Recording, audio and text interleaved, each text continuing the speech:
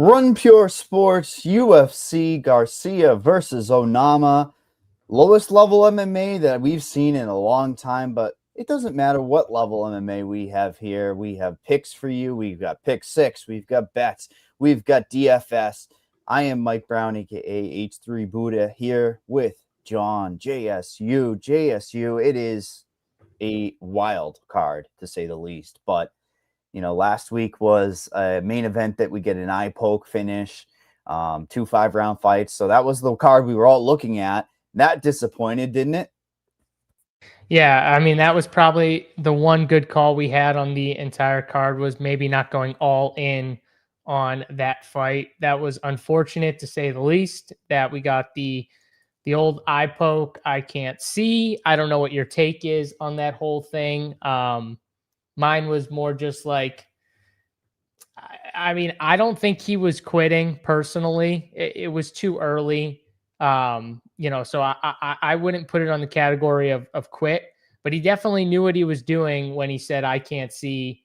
But like, I don't think he was like technically looking for a way out. Like it'd be different if he was just getting his ass whooped, right? Like if it was a couple rounds in and he was just getting his ass beat, totally. I don't think it was like that. So yeah, I don't know. I mean, he did kind of quit, but I don't know, like looking for a way out. It'll be interesting though in the rematch what the odds look like in that rematch, because they opened it like minus 160, Tommy. Yeah, that's gonna come down to, I bet you that's a pick 'em by the end of it, Mike. I'm gonna put it down. By the time we get there, I bet you it's a pick 'em. Yeah, and what's funny is you hear Dana like hem and haw, and then eventually the media finally beats him down and is like, yeah, it's obvious rematch.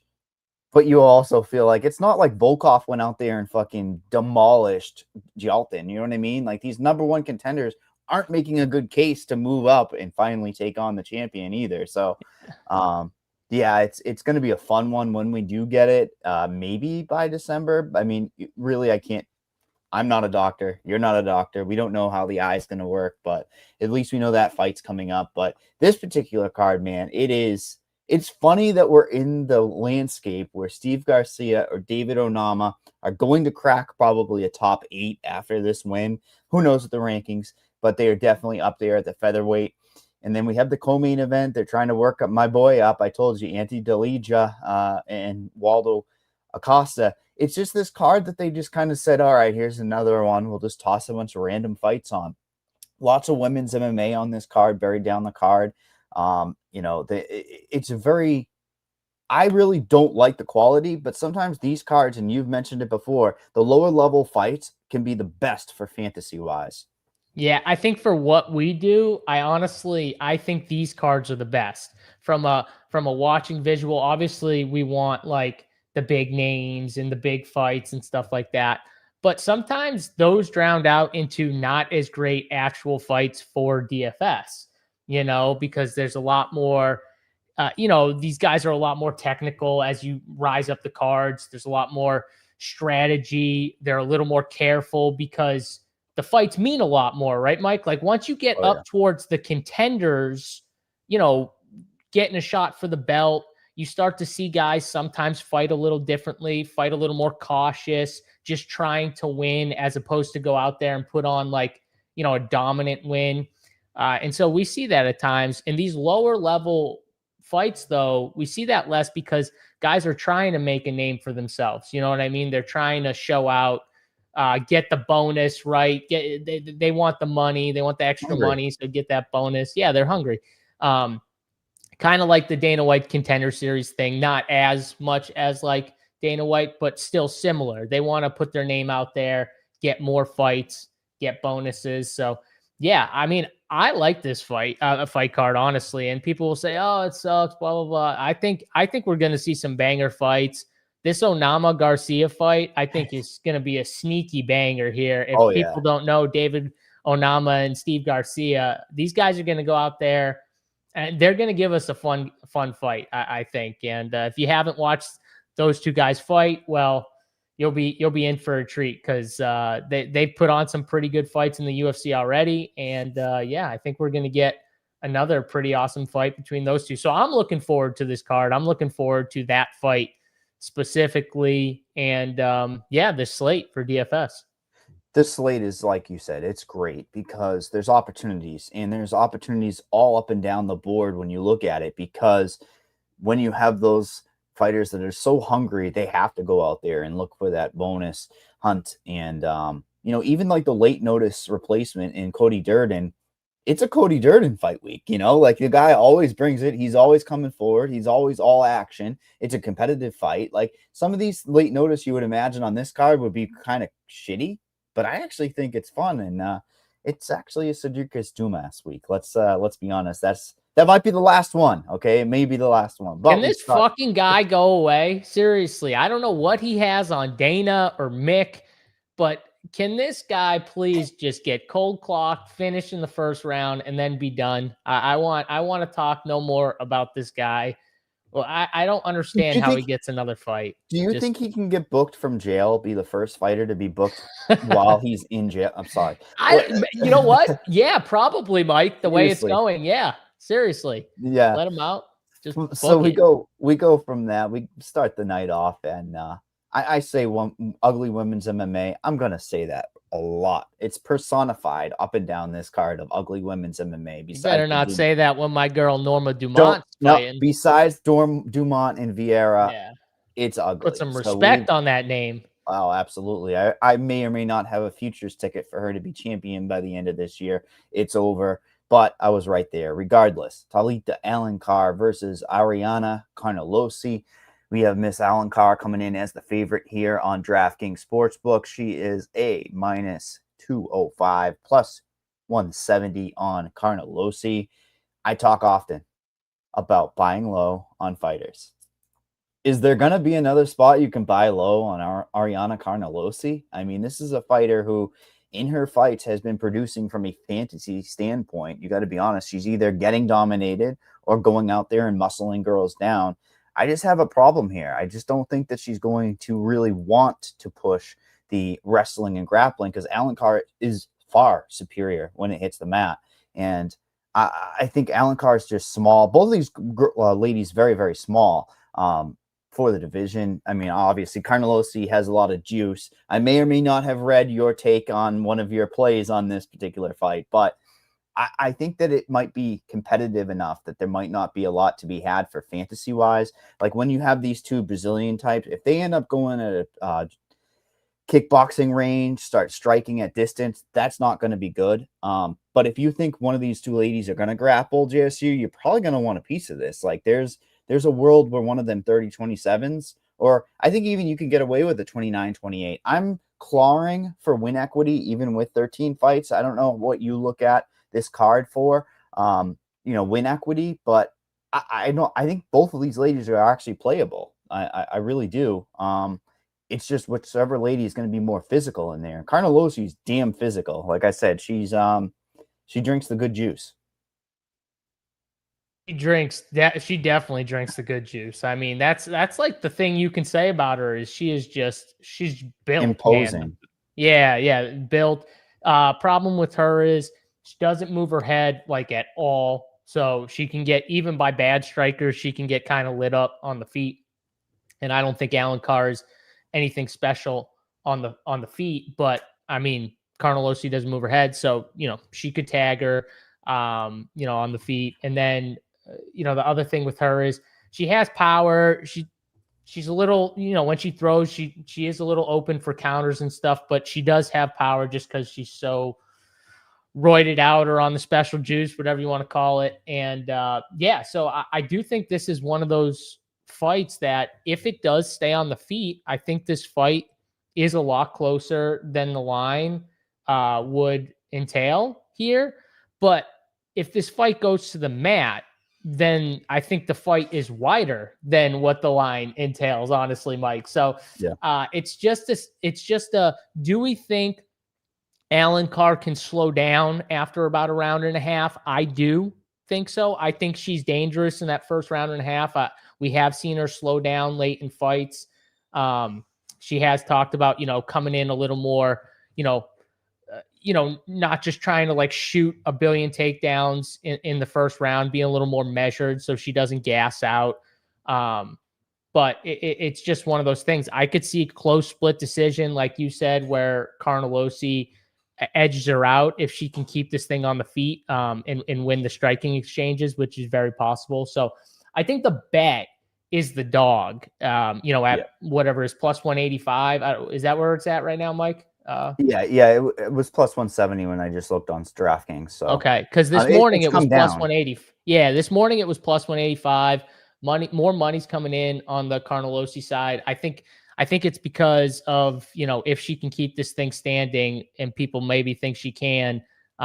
Pierre Rodriguez, actually, who I think is a pretty good all-around fighter. You're gonna laugh because obviously she had the headbutt incident, and that's why Carnelossi has the W next to her name in that fight. She did not actually win the fight. If you watch the fight, she got kind of dominated, really. She got a front kick right to the face and it kind of dropped her a little bit, or staggered her, and then she got dropped. But Pierre Rodriguez kind of struggled to get her to the mat. She only had one takedown in the first round. She struggled in the second round getting her down until she got that front kick and then kind of dropped her. And then that's when the headbutt occurred. I think she was about ready to almost finish her at that point in the fight. But, I do if it's a dog fight, I would actually bet on Carnelossi in a dog fight.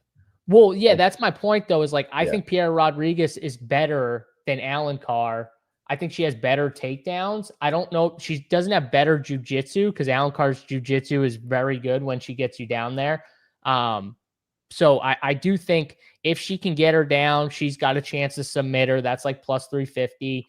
But if this thing goes later, I think Carnelossi can, with all that muscle, can kind of slow the takedowns down and then maybe win some striking exchanges. So, yeah, I'm lower on Alan Carr in DFS. I'm like at the field on Carnelossi because she's not going to be very high owned. So it's pretty easy to get to the field or get slightly over the field on her. And I'll probably be under on Alan Carr, Mike. But I do think, there's two ways to bet this thing. I think it's like Alan Carr by sub early or Carnelossi on the money line. I mean, the price is everything. $9K for a DFS on Alan Carr is pretty damn expensive, with a lot of strong inside the distance all up and down the card. It's a fight that's perhaps expected to go to a decision. We look at pick six. I mean, I do like the over 14.5. I think we're fading a fluky finish. Thoughts on pick six? 87.5 points is right there at the 10x compared to salary. Carnelossi's fantasy points, I wish I could honestly take the under, but that I know that you like her. In control time, no chance, because if it gets ugly, then I think its competitive nature kind of negates that. Yeah, so the thing is, if Carnelossi gets stuck on her back, I don't know if she's getting up for the round. If she gets kind of flat on her back, so I could see a way where she could hit this thing pretty easily. But I don't love the pick six here for this one. I want to say less than on fantasy points, but I don't know. We can come back to this if we're struggling to get like a sixth. I think that would be my lean if I had to pick one. Like you said, there's no other unders. So I don't love the fight time because I do think that Alan Carr, like I said, even though I'm going to bet Carnelossi on the money line, I do think she has a chance early to submit Carnelossi if she gets her down early. Yeah, no, I 100% agree with you. It's an interesting one to start. We forgot about this. Lone Wolf DFS. Congrats, Mike, on the darn bet to win championship. I forgot. What'd you win? 150 to 1. It was on an offshore, and it was $13.33 to win 2K. So let's go. Very nice. And I love the haters on Twitter. I love the people that back me like Lone Wolf. Thank you. But like the people that are like, oh, she'll turn around in December and fight. I'm like, no fucking chance. Like, get me out of here. There were tickets out there at 351 on DraftKings Sportsbooks. There was like multiple tickets I saw from people. And it was as early as like November, December, January. So, you know, we might want to do a show, or we might really want to look at like the future of Dude, MMA, there's because no we have an way. off week, you know, Yeah, like there's no December to January. way she's fighting in No, December. No no, no, shot. no, no chance. And, No. you know, we talk Dude, about that's a futures. war, by the way. She's gonna Oh, yeah. she's gonna take her time, I think, before she gets back in there after that fight. That wasn't like no clean fight, Mike. Those girls were beating each other up for 5 rounds. This is one of those divisions that the belt is going to bump back and forth forever, unless you have, you know, your Wiley back in it, which I don't know if she's going to. I think she might just want to stop cutting weight. She might just want to win the belt, you know. One of the weeks that we have off, we'll do a future show. Yeah, That's a great idea. it's We'll right do around one. Christmas time. If you remember, they have like 3 or 4 weeks off before the second week in January. So maybe that first week in January, we can do that. And the future Yeah. show gives us the opportunity to look at the landscape as well. I mean, there are some prospects that are going very underlooked. Like, look at this card, right? Who was one number one prospects coming in? Isaac Delgarian. And now he's just Yep. like a 2-to-1 favorite. You know what I mean? Like, there's buy lows, buy high, like sell high, right? But when I'm doing my futures stuff, I'm looking at who's marketable, who's going to make that run. Like this year in particular, I'll just spit out a couple that I had. And some of them were bad, I'll say. The bad ones. Carlos Prates, he was right there. They kept pumping him into main events. Was he a bad one, though? I Like, don't think he was bad. He lost to Ian Gary, and that, honestly, he almost finished Ian Gary. Like, I don't Correct. think that was a bad bet. Okay, and I also look at the positives, right? He was in the main events. He was pumping up the chain. 70-1 on that one. Gene Silva, 200-1, right there in the main event. He beats Diego very quickly. Bang, there's equity. And what were these? Were they 200-1? DraftKings, and I'm big number hunting, baby. So Gene Silva was 200-1, I believe, last October or November. I saw the marketability with him. Remember when he was barking on the way to the cage? Yeah, I knew the UFC wanted a guy like that. So I kind of look for those things, and when they're going to pump up to a main event next time. So that was a 200. Prate 70-1. Big Norma 50-1. But here's the situation: she demolished what was the Mexican girl that's the striking at the last fight. The same thing. I thought she could turn around and burn after that Noche card where she beat her, but obviously it was slow. But Irina Aldana. Oh, Aldana. Okay. She butchered her, remember, on the feet. And I saw the marketability, but we're not there. But again, let's focus on this card. Now we have a future show. Thank you, Brady. I mean, you know, I love talking fights, and the beginning of the year is the best time because you can look at prospects and look at the future of MMA. Future of MMA, probably not in this next fight, though. Phil Rowe versus Xiang Hong Ko. We have Ko as the lot of money coming in on him through the week, man. It was like a pick 'em forever, right? No, this is the other guy. So it's minus 185 on DraftKings Sportsbook, a plus 150 for Rowe. Sorry, money was coming in on Rowe through the week. And I think that's weigh-ins, right? JSU. I mean, when people get to visualize a Phil Rowe that is like kind of taller, lankier, hopefully he can work off a jab. That's a good thing. But I'll tell you what I like to see. Ko kind of evolving his game, man. I mean, Ko is a guy, 8,800 on DraftKings. If he's going to implement that Obon Elliott game plan, like he was a striker at heart coming in Contender Series, and then he's fighting smart by going for takedowns and imposing his will. There's a path here where he can get some very, very strong takedown control if he's able to get to those feet and hips of Phil Rowe. But honestly, on the other side, Phil Rowe is very playable. If he's able to get a finish here, I think that's where that true fantasy and upside lays. Problem is, I think a decision for Rowe doesn't look good because he's probably working off his back. Would you agree with that? Yeah, if it's a decision, I think we're going to get, I think we're going to get one of those fights. It's probably a close decision, but I think we'll get one of those fights where, Ko has him on his back for at least one of the rounds. So it limits the scoring upside for him. But this is another fight. I do lean from a betting angle, the Rowe side. He is taller, longer, reach advantage, big time reach advantage here. Now, I will say Ko did fight someone in his Dana White Contender Series fight that had like a 9-inch reach advantage as well, and he did beat him. I think he was a pretty big dog. in that fight too. I'm blanking on the guy's name, but Yep. I do think, he has fought someone before with this massive, reach advantage and height advantage. But Phil Rowe is just a really good, solid striker. And I like how when he was losing to Anslosa, he knew he needed a finish and he went out there and he found a way to get the finish. That's always good. I hate when fighters just like, they know it and they still don't go for it. He at least went for it and showed kind of the dog in him a little bit. So, other than that, his last two losses were to pretty solid, UFC veterans and stuff like that. So I don't want to take too much from those fights. I mean, that Magny fight, he should have won. That was a bad IQ fight for sure from Phil Rowe. And that's probably what DFS Whispers talking about a little bit. Yep. But again, Neil Magny, we've seen Neil Magny beat a lot of fighters, so that's not like how much are we going to ding him for that? Now he's going up against Ko, who hasn't fought near, in my opinion, the level of competition. Is good though, and does have upside for DFS, like you said, with the takedowns. I did notice though in the Contender Series fight, he did struggle a little bit more to get on the inside with the taller, longer guys. Ko did to get those takedowns. But like when he needed a takedown, he did find a way to get it. So that's the one thing. I don't know if we'll get a ton of takedowns from him, but I do think he's got at least one or two in there. And we see a close fight. I'm going to lean the Phil Rowe side though for betting and probably have a little more of him in DFS. But this is one of those fights. I think you can play both sides of it. Yep.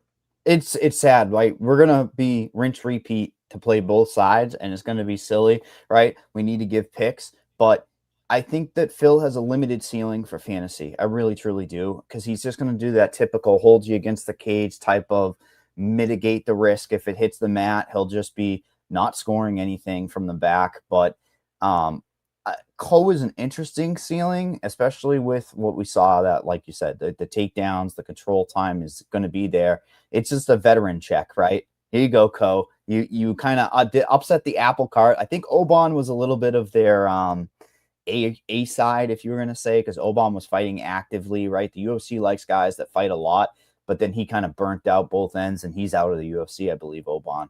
Maybe not. Should be. But Ko is like, here you go, buddy. Here's an opportunity against a veteran in Phil Rowe. And, let's not discredit Phil's grappling either. I mean, I think people are overlooking it rather and underappreciating it. So, like, if it does hit the mat, he's got to be careful. Ko, I just think that he's just going to be the smarter fighter, like DFS Whispers said earlier. It's a situation where at 8,800 for fantasy, he's got the upside to break 110. I just think he's got to be exact, right? Like he's got to be a 30-27. If it's 29-28, I don't think he's going to be hitting optimal. Would you agree?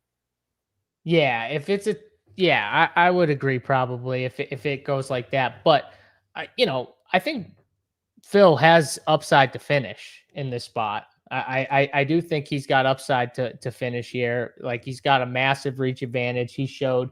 And like I said, he's fought UFC veterans. That's who he's losing to. You know what I mean? He's not losing to bums. You know what I mean? He's losing to UFC guys. And like Kenny said, he had a chance in the Matthews fight. He was winning and then got reversed in round 3, lost the decision. So, the Magny fight, just engaging in the shit up against the fence, the clinch up against the fence. It's just so dumb. That's why his control time is a minute and a half in this fight. Yeah. Like 100%. They see the reverse hold against the cage.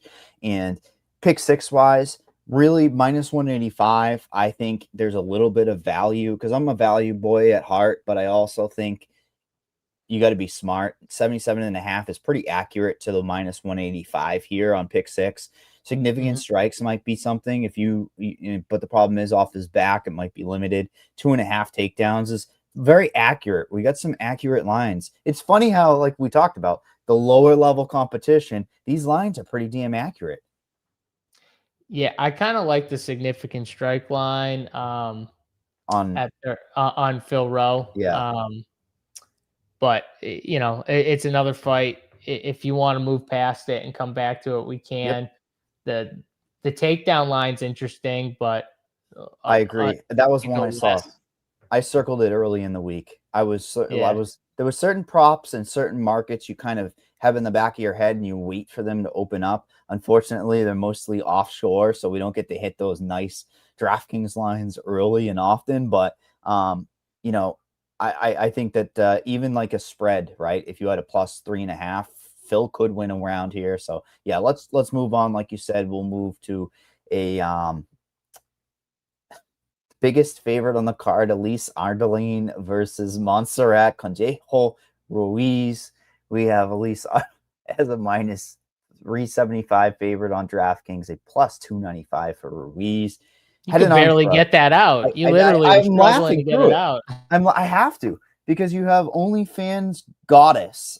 She's got a market. How she has a market is beyond me, but she's got a great OnlyFans apparently. She's got the TikTok. She's funny, and she's winning fights in the UFC. I mean, I did have Ryan Dos Santos against her last time, like a dumbass.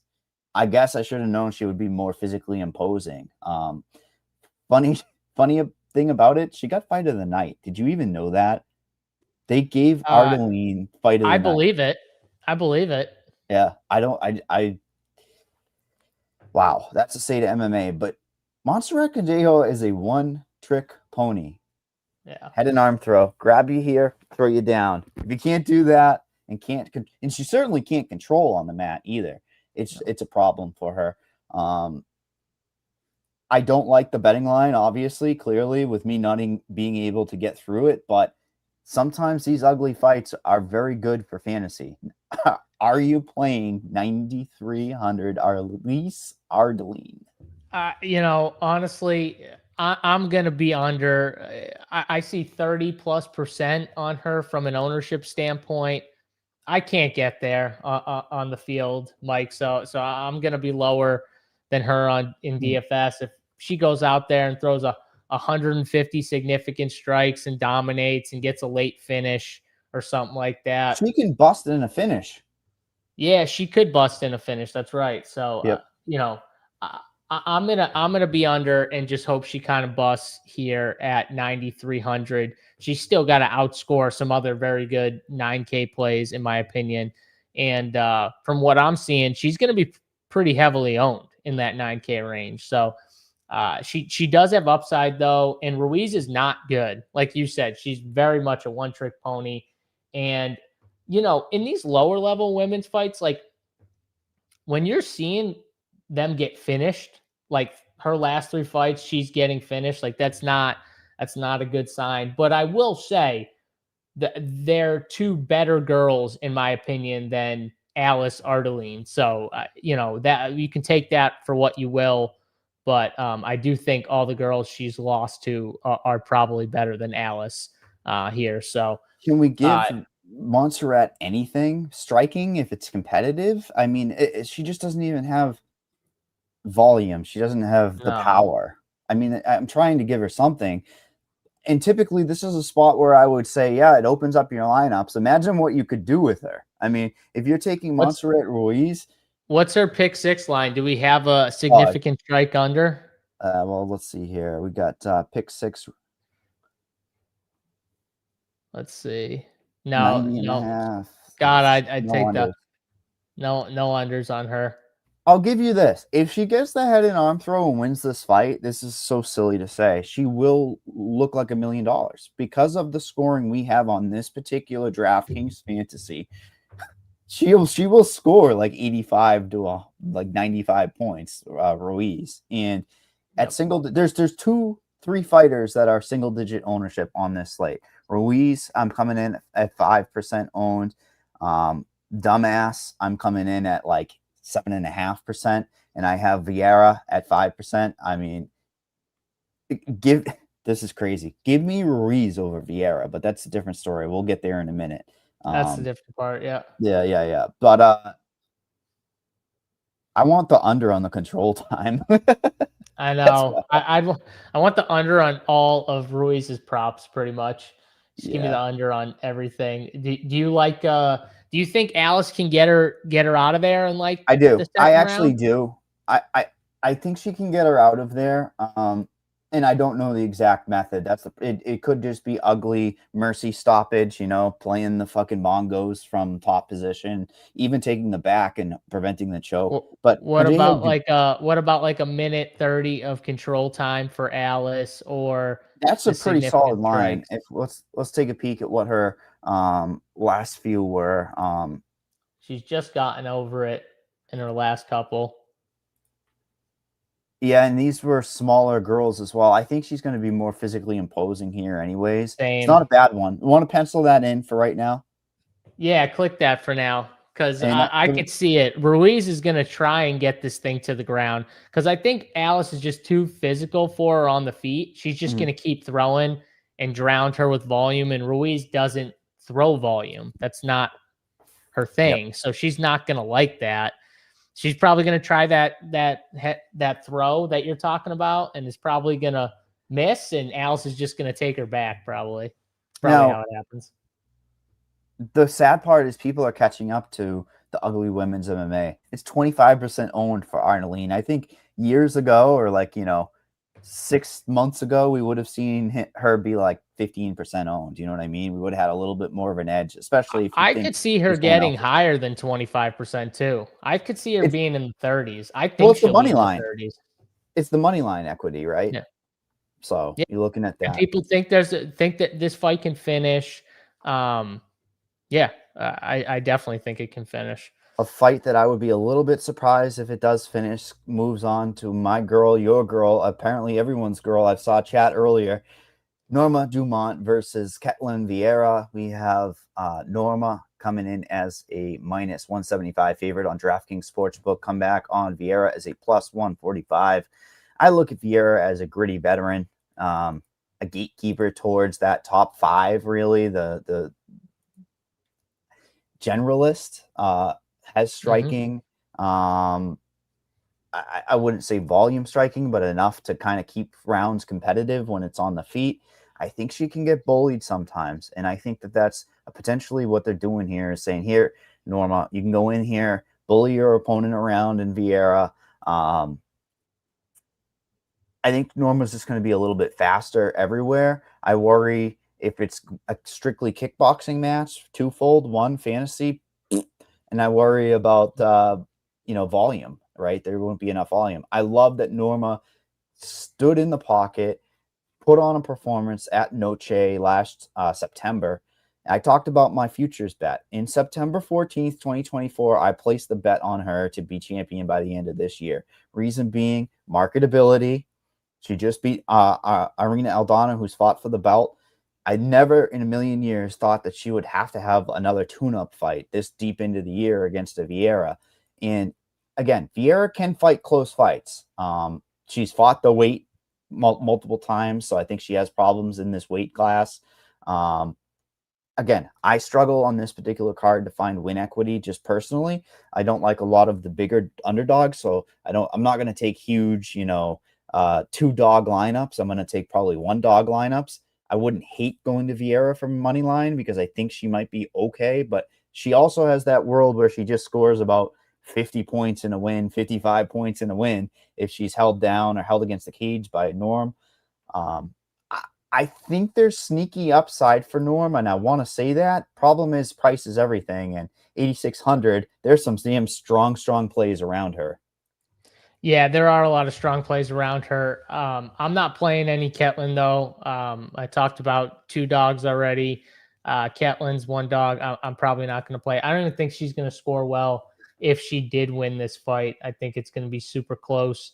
If she were to win, it'd be like a close split. And I agree with you. I think Norma's just going to be a little faster than her. I think she's going to pop that jab and just, stick and move and win a 30-27 decision or 29-28 decision here. So I got Big Norm winning this fight, and I have just a little bit of her in DFS, but not going heavy on this fight. You like the more insignificant strikes? Look, it's actually fantasy points we're looking at here. Or It's fantasy points. here's the situation. I think fight metric UFC stats is predictable sometimes, don't you? And this is one of those fights where there's going to be a lot of phantom scoring. I don't like to talk about the subjectivity of MMA. We need to look at the actual hard facts, right? But no, you can say it. You could say it. Phantom I scoring, shocker. I Women's MMA. think that the scorer is going to go, okay, I played Norma at super low ownership.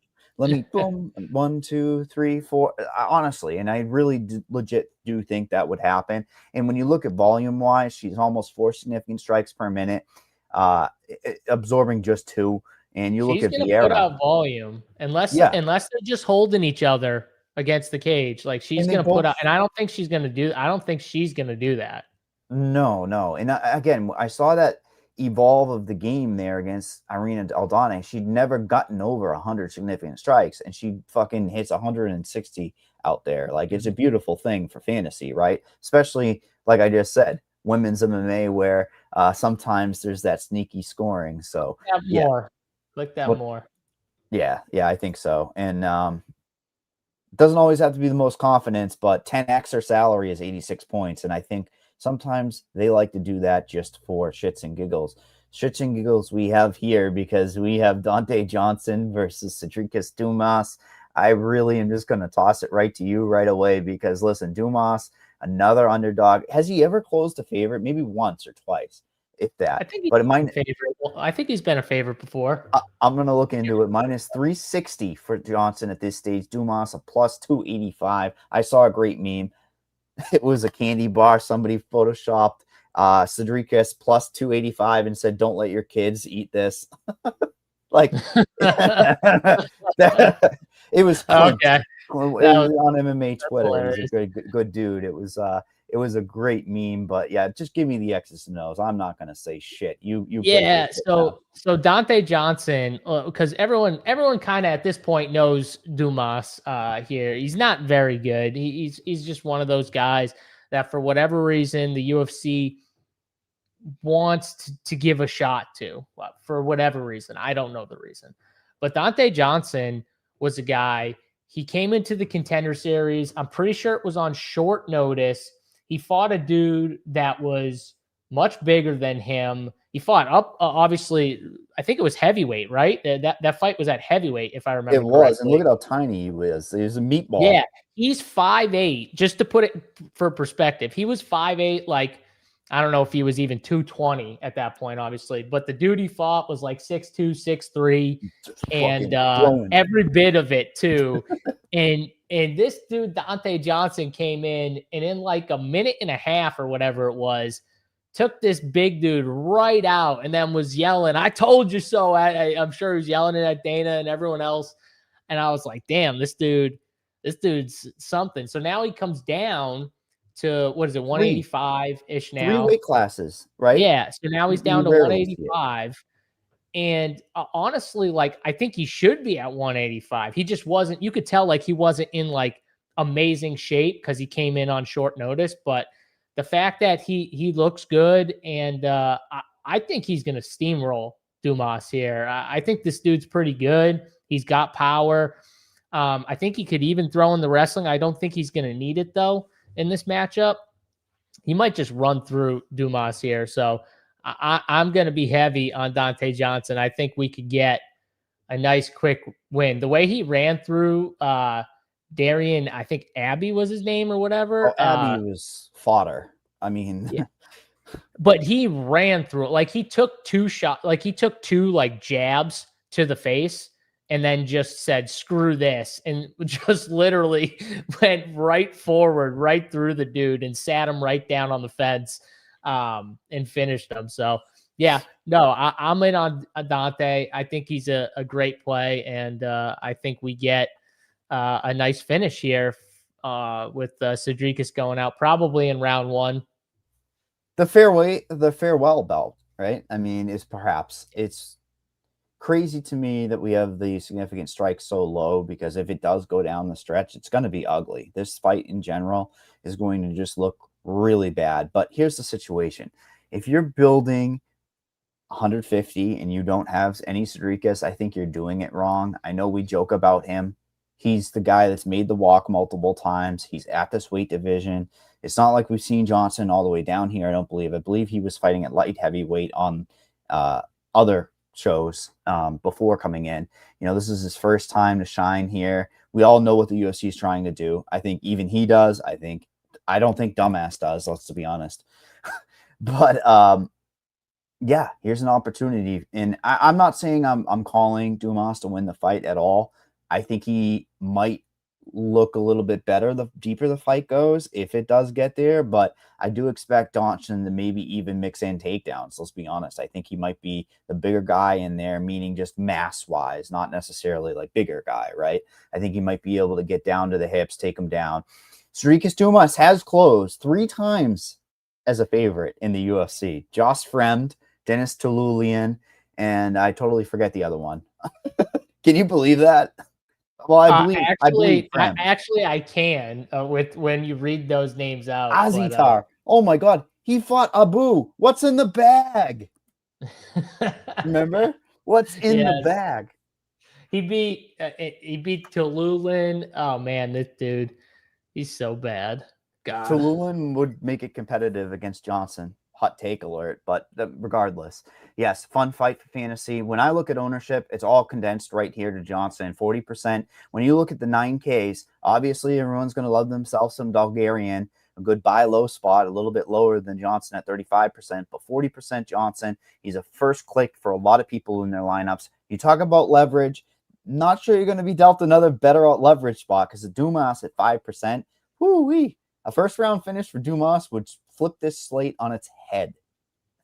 Yeah, I would definitely flip this slate on his head, and I'd be closing the laptop. I'd be slowly closing the laptop. So hey, come over to Showdown Captain Slate, man. Yeah, it's fun. I will. I will if that happens.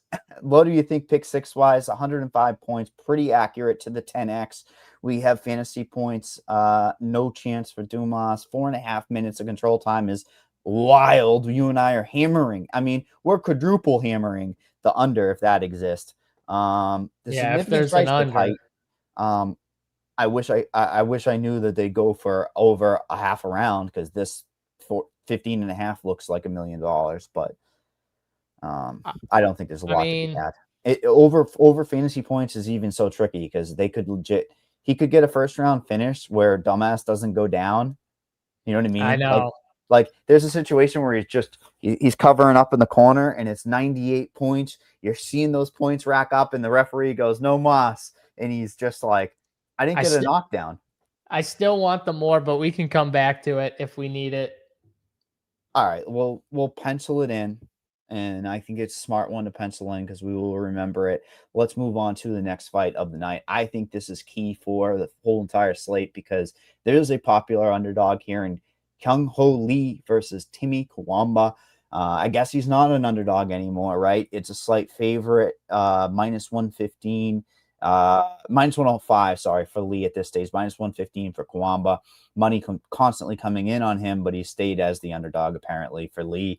And it's going to be a popular underdog because he's got the sneaky scoring ability. He's the type of guy that can go in there, hold a guy down, he's got power in his hands. He's a prototypical DraftKings fantasy scorer, right? He chips into all categories. When it hits the mat, he's looking for reverses.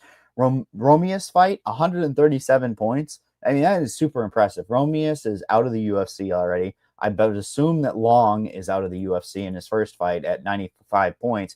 But I look at Timmy Kawamba. I look at this as a trap fight. This is the trap fight where Timmy wins this fight and doesn't do a lot, but I'd be shocked if this busts even from a Timmy standpoint, right? Like, I think the pace of the fight is tremendous. I like the value that I'm getting at 7,700 for minus 105. I like the upside. I look for underdogs with better inside the distance lines than their favorite counterpart. You're looking at a plus 275 inside the distance for Lee versus Kawamba's on DraftKings. You're the best line out there, plus 425 for Kawamba.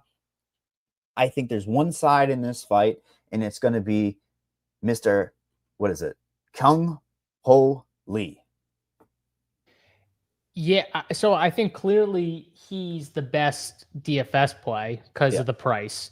But Timmy Kawamba would be what I would categorize as a very good DFS leverage play Hmm. because everyone's going to play the Lee side. I'm going to have a ton of Lee, but I Yeah. do think this is a fight.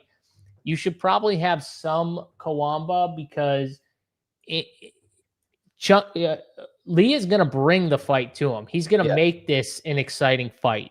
So, could he bring the fight to him and get knocked out? It could happen. You know what I mean? Like it's very possible. So, this is one of those fights. I think we get a good DFS score from the winner. I do think the winner is going to be Lee, but you know, It's a I trap. would still have some Timmy Kawamba in DFS because I think it's going to be very exciting. Look at the fantasy. That's fantasy points, right? 86 and a Yes. half to 62 and a half.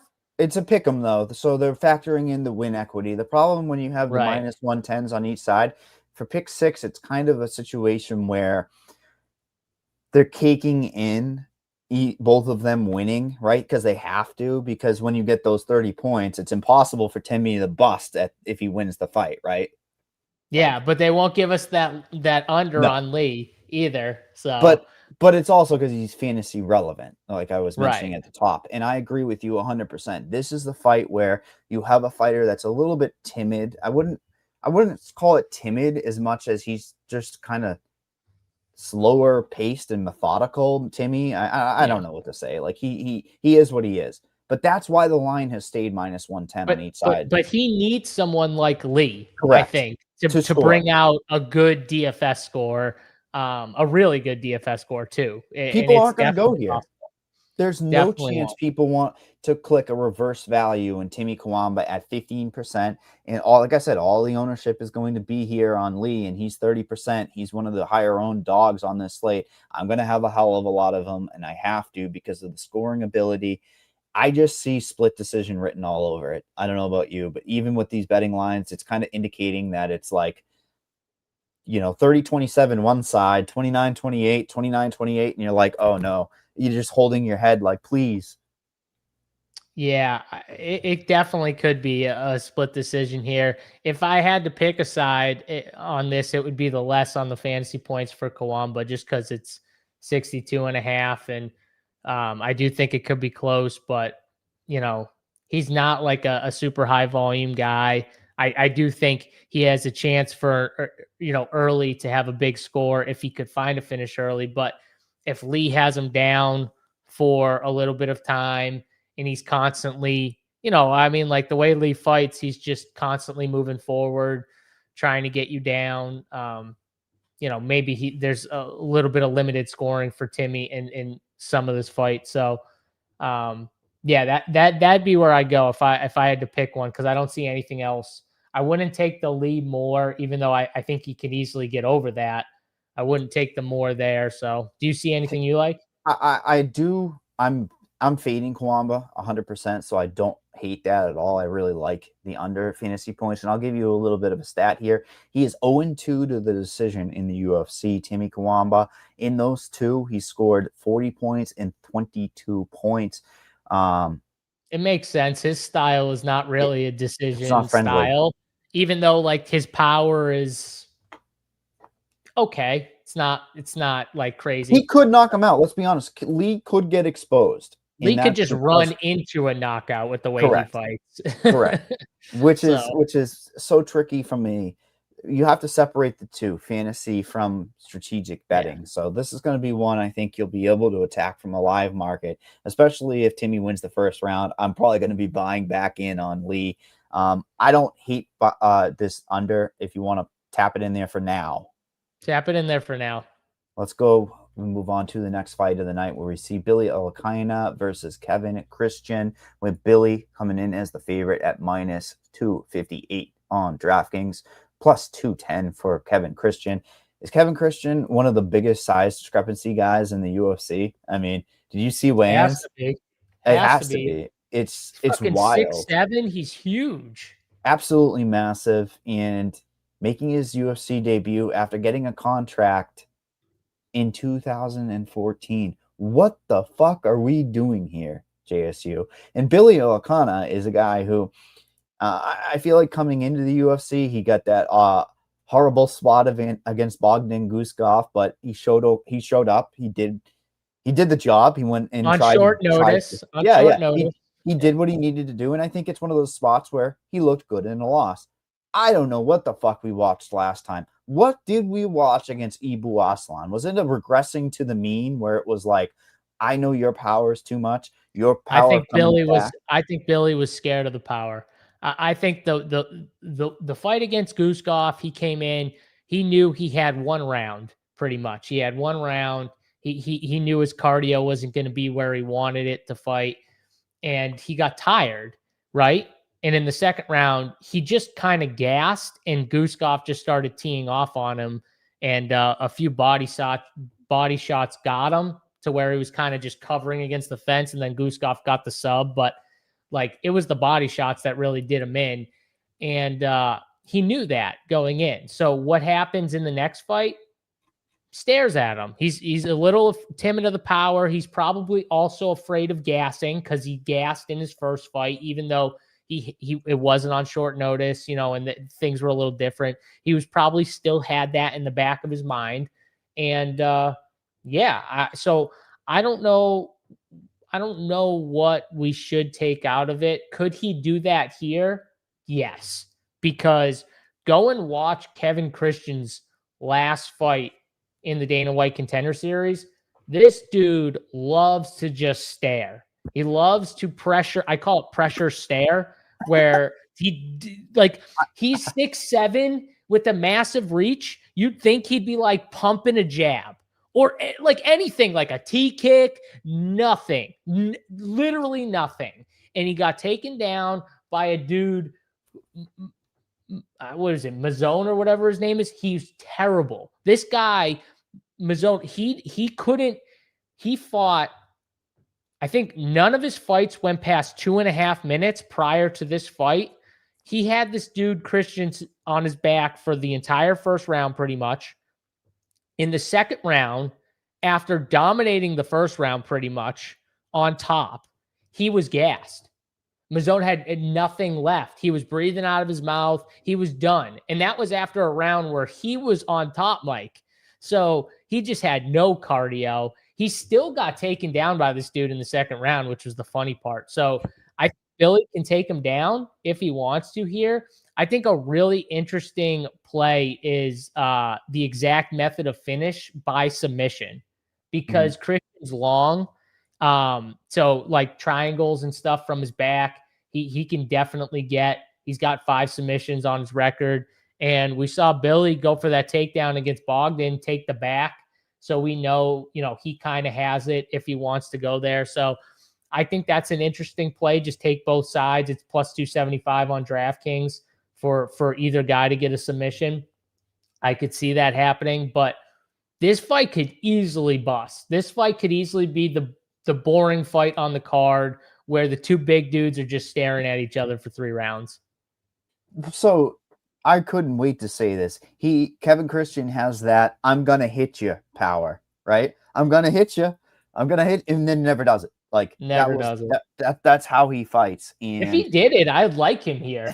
I would like him here, honestly. If he did it, he can hit the over 20 significant strikes in the first round if he did it. But we can't confidently bet on an over when the guy doesn't want to throw, has some glaring issues. I mean, when is the situation that you've seen a Dana White Contender Series guy come in that is a plus 210 underdog? I don't know if I've really seen that. So I kind of look at that as like, okay, the sports book knows, right? Alicana's made the walk. He's more refined in many mixed martial arts area of the fight with takedowns, like you mentioned. And it's got glaring issues for the Christian side. I mean, he was getting taken down by this Mazzao dude or whatever, like, who is not good.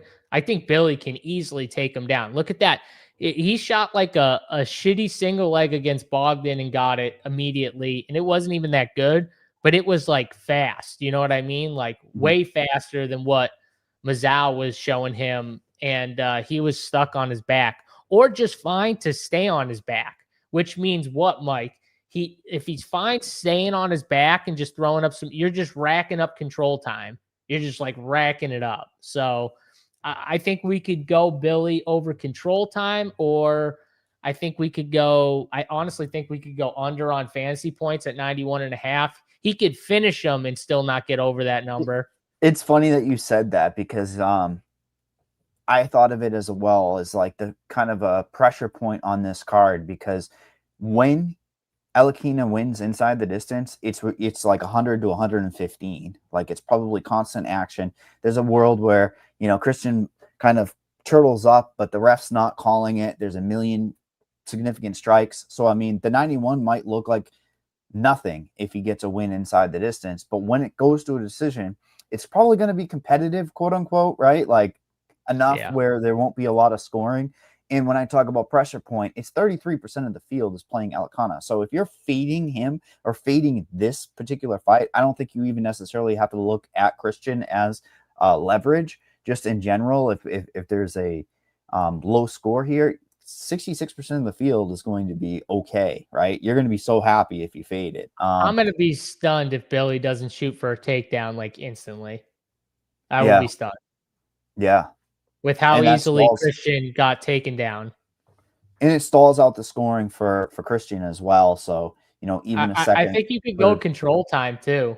If he gets him down, like he's getting 2.5 minutes. I just think it could just be easy though. Like if Christian isn't taking this thing serious, I have concerns, but I'm okay with doing it. Billy doesn't have like the one-shot power though. So I don't think he's like knocking him out is my point. If he finishes him, I think he's got to like take his back, or something, because this dude's so long. I think he's going to give him problems early, throwing up triangles and stuff like that. I think Billy's going to probably have to take his time a little bit to get to an advantageous position to maybe finish a submission or 3.5 minutes against Bogdan. That ages very well against Bogdan Guskov for 3. Yeah, remember he took the back like immediately too. Yeah, pretty slick. Yeah, no, I think there's levels. Yeah, there's levels. That's not a bad play at all. Let's pencil that one in for sure as well. We move on to the late notice fight on the card. That is actually a fun banger, and both of these guys trying to work their way back up the flyweight. Alan Nascimento versus Cody Durden. We have Alan Nascimento as the favorite here. He is a -310 on DraftKings Sportsbook, a +250 for Cody Durden. Listen, I like that Durden's coming in here, and I hate it. You know why? Do you know why? Fantasy. He's either going to go out there and kill or be killed, like usual. Like he's going to go in there. The problem is if he stalls out the scoring for Nascimento in the first round, like he's done a million times before. How many times has Durden stalled scoring and then get murdered in the second and, killed a ceiling for fighters? Like I feel like that's happened so many times before. There's a world where that happens here. If he fights strategic, I think the scoring ability really falls off a cliff here. Like if he tries to kickbox Nascimento, I don't look at Nascimento as a high scoring fantasy type of guy. I don't know about yourself. Like he's a smart fighter, right? Like I think the Fialho fight ages well, but I don't know. Fialho came in sick on that fight. People don't remember. Came in sick. Fialho fights the way Alan Nascimento wants you to fight. Yes. He wants heavy grappling style. Like even the Tagir fight. Tagir won the fight, but he still had Tagir in some spots where it was like, oh crap, like early. You know what I mean? But that's a style that he wants. So here's the thing with this fight. I think Cody Durden could win this fight. If this fight stays standing, I think this fight, if this is just like a boxing or kickboxing match, I think Cody Durden has a way better chance. If this dude tries to wrestle, he will get submitted because Alan Nascimento, he will gladly accept a takedown because he will sweep this dude. He'll end up on top and he will end up in a fucking pretzel. And Cody Durden will get subbed really fast, I think. So that's one thing. Like, I don't know. Cody might come in and wrestle this guy. I don't know what the hell. Who knows with Cody Durden? But if he just keeps this thing on the feet and stays away from the grappling, doesn't engage. Alan Nascimento, he doesn't have like the greatest takedowns, but remember what I said. He's fought some guys recently who have, wanted to go there too. So if Cody decides not to, and he can stay away from the takedowns, especially early when they're dry, he might have a chance. But I don't trust Cody Durden to do the smart game plan, Mike. On late notice. So I think that this fight ends up with him getting subbed. But if it does stay standing, I'll say this: Nascimento is not the best on the feet, so Cody would definitely have a chance on the feet. Daniels in the YouTube chat kind of nails it. Usually I don't like Nascimento. Same thing I'm saying. Durden, against Durden, he's going to push that, whether it be get caught in a guillotine, get caught in something silly, right? Yep. And when you look at pricing, it's like, I don't think people are going to want to play Nascimento at 9,100. And when we've seen Cody Durden be a body bag, and no disrespect, meaning for scoring purposes, right? Like when he's just getting teed off on, he's gotten chinny. He has multiple knockdowns against him in one round type of upsides. You know what I mean? And it might not take a lot, especially late notice, second round after he's tired. This guy, Durden, does get super tired too. When he aggressively Let's be somewhat fair, though. Joshua Van, Jose Ochoa, these are some good fighters right there. There's some solid fighters right there that he beats. Schnell, Silva, Ulanbekov. I'm trying to remember the Hadley fight. All those losses, they're not terrible losses. They're not bad losses. None of them.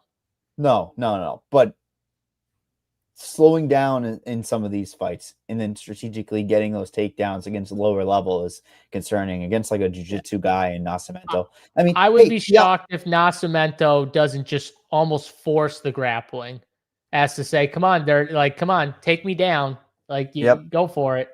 Nascimento, that's probably what happens. 10% owned. I think it's a low owned upside guy that you should be not jamming by any stretch, but if you want to get up on the field and Nascimento winning early, even going a dominant decision, I think he can get over this 92.5 fantasies on pick 6. I would love to take the under. I think you would as well, but I can't. You give me 95 or 98.5, and I think I would. Isn't it funny? Right. Like I think it's 95 is the number. I really do. That's fair. I mean, I do think Cody Durden probably gets subbed, so that's fair. Holy smokes. I didn't see this. I'm seeing Durden at 33 to 37.5 ownership on my projections. It's all over the place, but I'm seeing him super owned. Well, he's a known name at 7,100 with a path, is all I'm going to say. You don't even want to commit to win equity. You just said a path. Well, no, because he does. Because I really do think if this stays on the feet, he's got a way better shot. I just know for a fact if he tries to wrestle, he's going to get swept. He's going to get submitted. So, but that probably means lower scoring. So maybe good that the field will die about 30 to 40% if that is the case. We move on to a fight where I'd be shocked if somebody doesn't go to sleep. We have Charles Radke versus Daniel Frenza. We have Charles Radke as a favorite on DraftKings Sportsbook at -185. Frenza coming back at a +154. Banger alert, is it not? I mean, this is just has fireworks written all over it. If one of these guys doesn't get 50K for a knockout bonus, I would be pretty damn surprised. And that is because both of these guys getting knocked out recently, and Chuck Buffalo is an interesting case in the UFC, is he not? I mean, I mean, he's getting iced by the prospects guys like the Prates, the Malott, right? But when he's getting his wins, he's getting them in the first round. He's getting heavy strikes in the first round. I think the Gilbert Urbina one ages really well. He's got wrestling in his back pocket. I will mention that because I don't think people really care about that. But when you're looking at scoring ability, upside, I think there's a world where he could go grappling against Frenza. And then let's look at Frenza. Talk about buying into unknowns, buying into low spots. Like I say all the damn time, It takes one shot. And Chuck Buffalo has been knocked out multiple times in the UFC. And I think they both will embrace the war. I really wonder what this fight looks like down the stretch, don't you? And I think it leans towards Radke the deeper the fight goes. I think Frenza probably has 7.5 minutes of good striking, power striking, if that. I'm immediately looking at this over 83.5 for Radke at fantasy points. I think that's a beautiful line, especially when you factor in on DraftKings fantasy. He is 8,700, so it's 10x is 87 points right there. What do you see in this one? Because I would be shocked if this one doesn't hit an optimal lineup. Yeah, me too. Just the way Charles Radke fights, it is kill or be killed style. It is move forward. You brought up to like who he's losing to. I mean, holding nothing against him for losing to the guys he's lost to, right? I mean, Mike Bilott is good. He beats Semmelsberger. Prates he loses to. So pretty much like he's beating the guys he should, and he's losing to the guys that are just maybe a level above him or so. And Frunza, he just got smoked by Reese McKee, and it was like a doctor stoppage, but man, he got destroyed by Reese McKee. Like, absolute, this dude is extremely hittable. I would be stunned if this fight, the winner is not optimal here, just with how hittable Frunza is and how Charles Radke just wants to literally go like car crash head on. Just he literally wants the collision. He looks for the collision, and killed or be killed is the way Charles Radke fights. And Frunza being so hittable, I think Radke's the one that does find the finish. I like the more on the fantasy points, like you have there at 83. I clicked it right away before like you were talking. Well, the thing is, he's got more tools. I really seriously believe that if either of these two guys get gassed out because they're going way too wild in the first round, Charles Radke will become the favorite. You'll see a live market after the first round where Radke's like minus 500.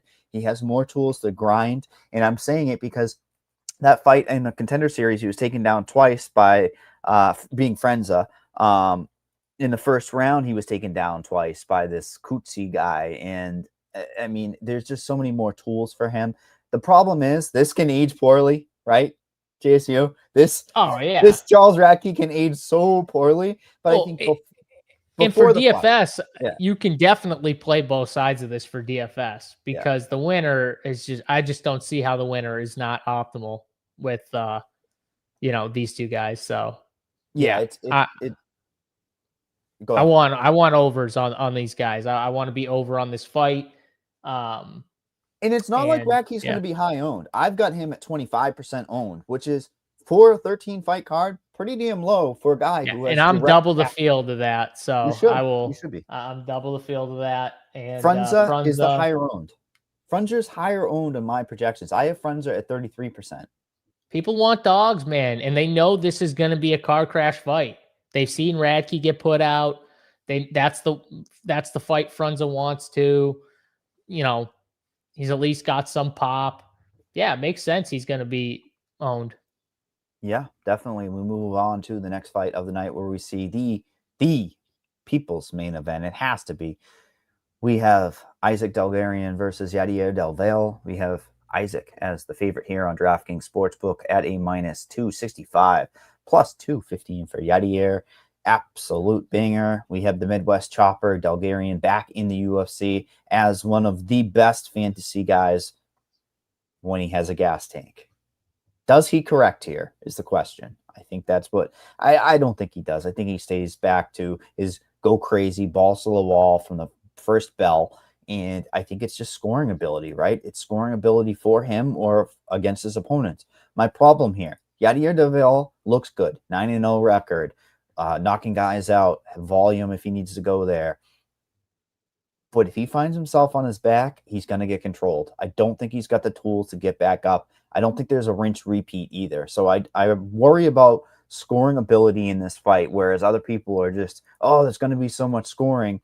I mean, if he can limit the first round equity from Delgarian, there's a world, very small, there's a world where this thing busts. Yadier also kind of jumps. Like if Bulgarian shoots in for a takedown, he might say, "Oh, I've got the gilly. I've got a Darce choke," and then your arms are out. Bulgarian gets the top position.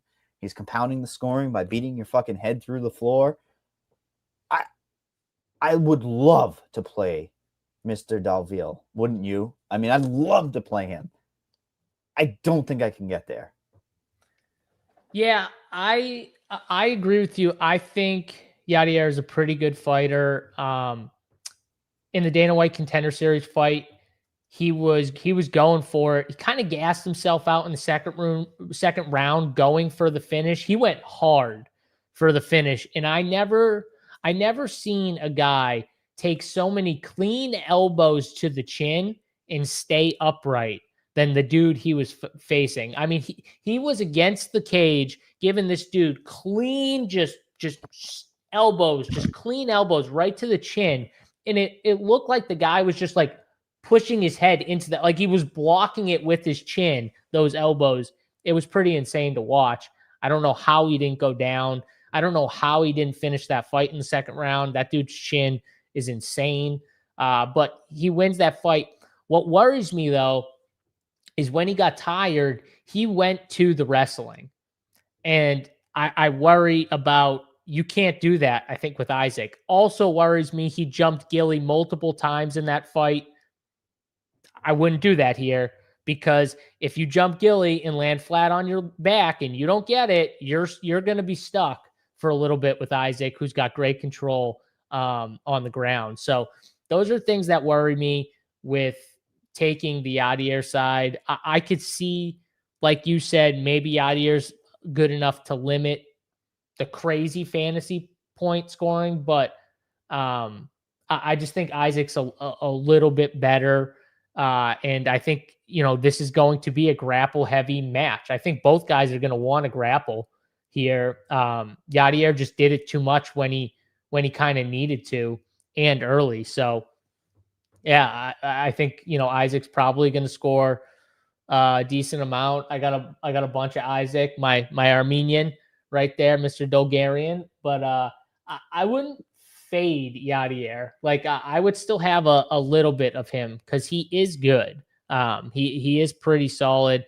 I just think that, like, it worried me when he got tired. He was going to the wrestling. I would rather him, kind of lean on the striking and just footwork and stuff like that. And that's not what he was doing. Yeah. Keep it at distance. Keep it where your strengths are, Dalville, and you can win this fight. Well, I think he does have good grappling. I just don't think it's the level of Dolgarian. That's the problem. Oh, 100%. And the more growth we're going to see out of these two fighters, we know what we're going to get from Dolgarian. And I don't mean that disparagingly. Obviously, he's looked very, very good out there, but Dalville will be able to develop more. Dolgarian is the guy that's going to be in the gym that just takes everybody down, tries to look for the submission, tries to destroy you on the mat. I would absolutely love to pull the trigger on an under just because I have the balls. What about the significant strike under? Doesn't throw a ton. So he's gotten 22, 41, and 35. That's a sneaky play. But I felt like, what are they doing? Is he just kind of doing the little hand play on the mat to try to open up the submission? He is aggressive, I guess, on the mat. He does throw pretty good ground and pound. He's not just all about submissions. Maybe we shouldn't go there. We probably don't need this fight. We already have a bunch, and we still have a few more fights, so probably don't need this fight. And for fantasy, you just, you're going to take that prototypical scorer at 33% owned and just kind of match him, probably slightly over, I'd imagine. I'm going to be over the field on him. Yeah. Dalville, 13%. So you're getting a third of the ownership. I'm going to be right at the field. I'm going to be right at the field on Dalville, and I'm going to be over on Dolgarian. And I'll be honest, I'm going to be under just because I have the cojones to do it. And not good. Christina says, have you picked any dogs today?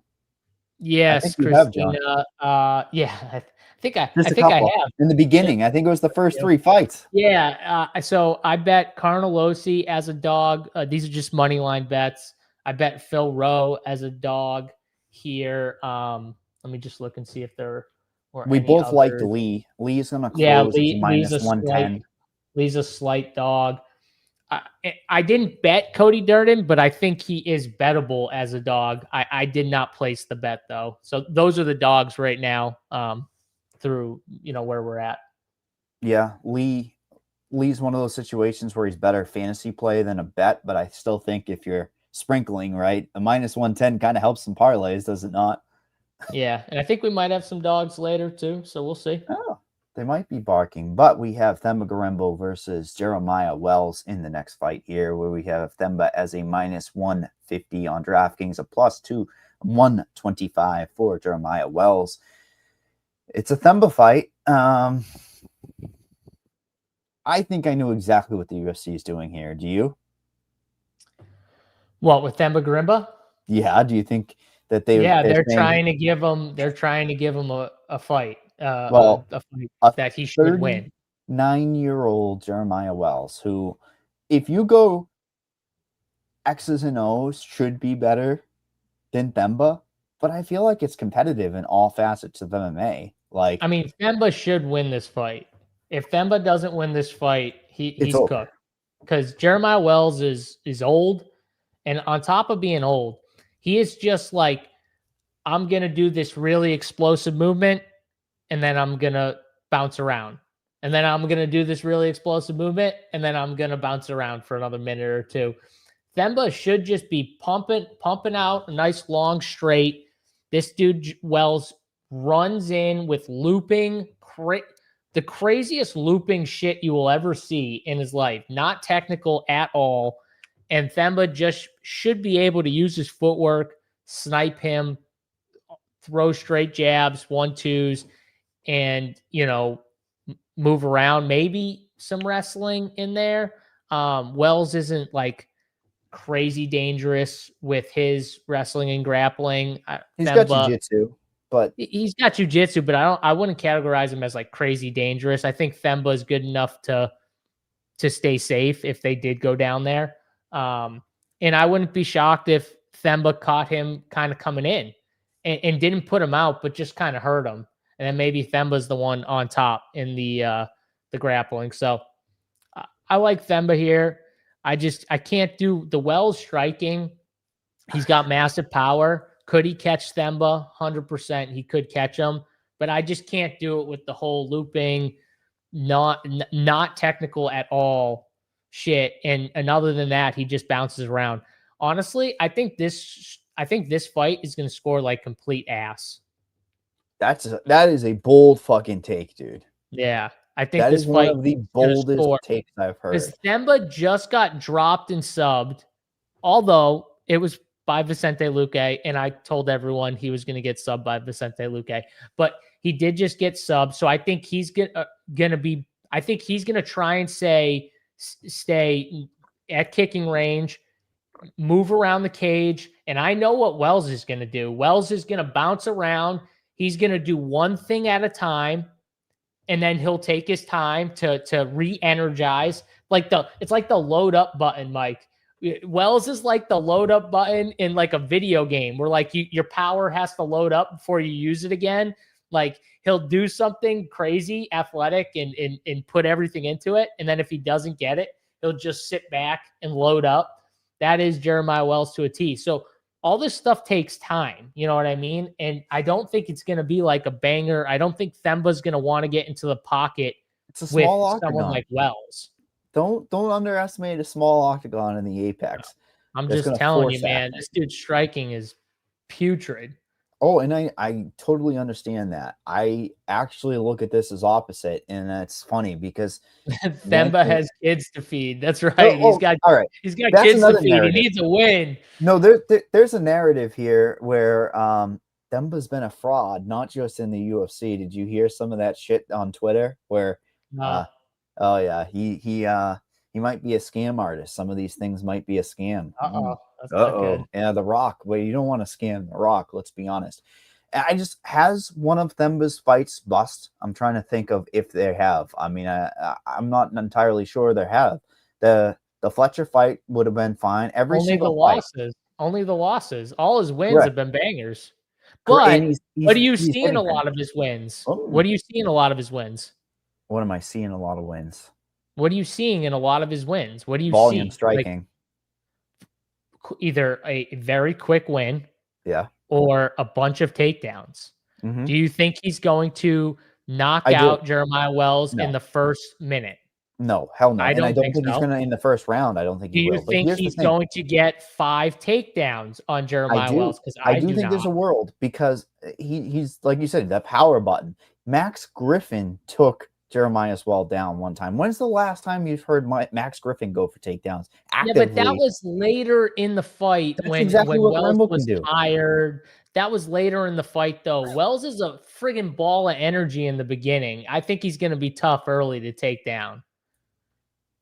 I wish I had We'll the see. balls. I'm not a shoey Like, bet guy, but I don't even drink. But I would like just because the situation is, I think they know what they're doing with Wells. Like 39.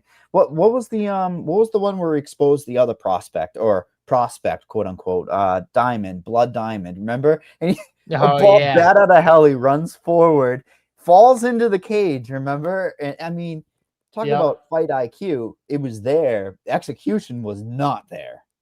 So what's the ownership on these guys right now, Mike? What do you have them at? I am currently seeing Themba at 30% owned. I am seeing Wells at 20%. I mean, it makes the decision easy on who to play because of ownership, but at the pricing, I think pricing is everything on this slate. I'm living in the middle range. I haven't said my strategy yet. I was going to wait till the end of the card. I am just diving into this middle range, praying I can get the combinations that have the 100-point winners. You think this isn't a 100-point winner? I'm going to be surprised if there's not. Like you even mentioned it. Like you think I think if it's a 100-point winner, I think Wells has more of a chance than Themba. But I think Themba wins the fight. I just don't think he wins it the way you think he does. But I think if it's a bigger score, like for DFS, I have more Wells. I'm like at the field on which Wells, is and the play. I'm way under on Themba. And honestly, I really do think this fight bust could totally be wrong. If I'm wrong, that's fine. This There fight will might own be me, but more ownership on this fight than we think as well, just I because of think so pricing. too. Yeah, the price. Definitely. Like 30, there Themba is one of those guys where people will be like game log hunting.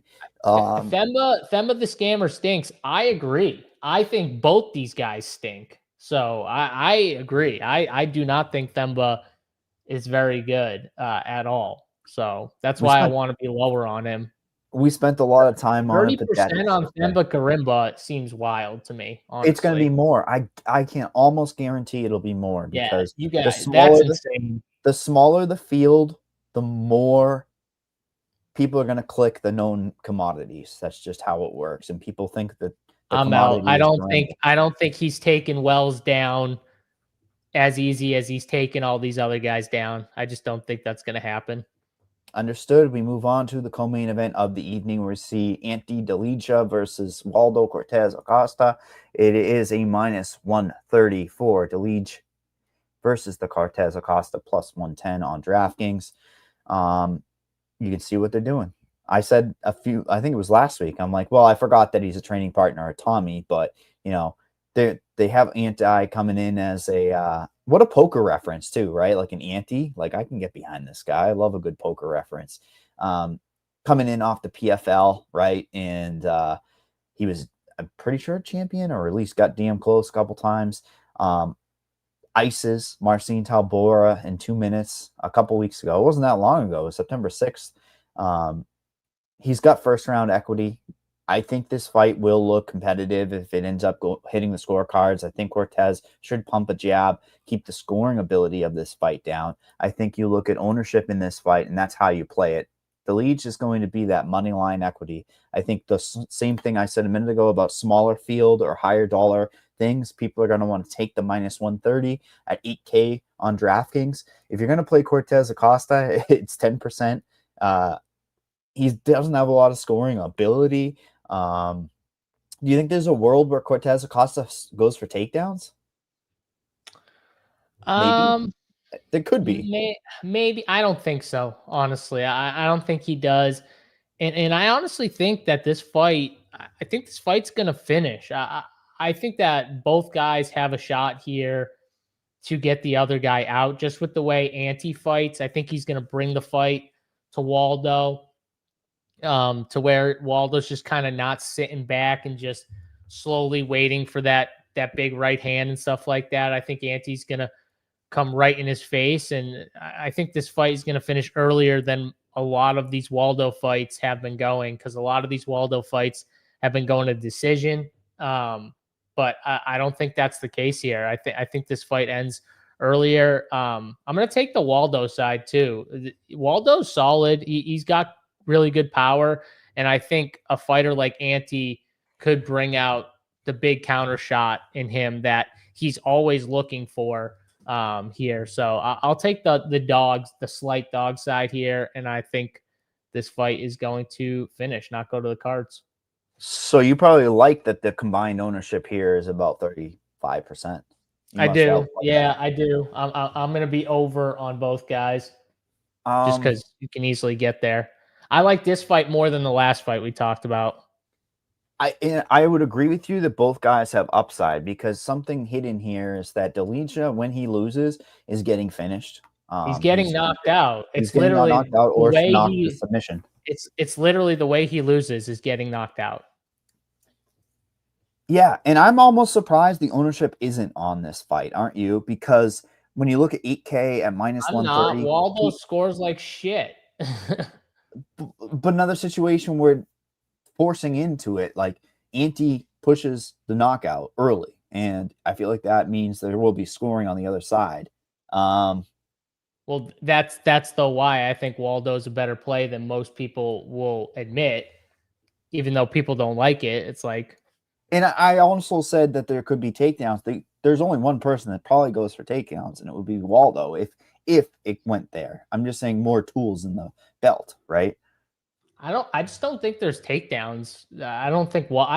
I don't either. But I'm saying if needed to optically win a fight.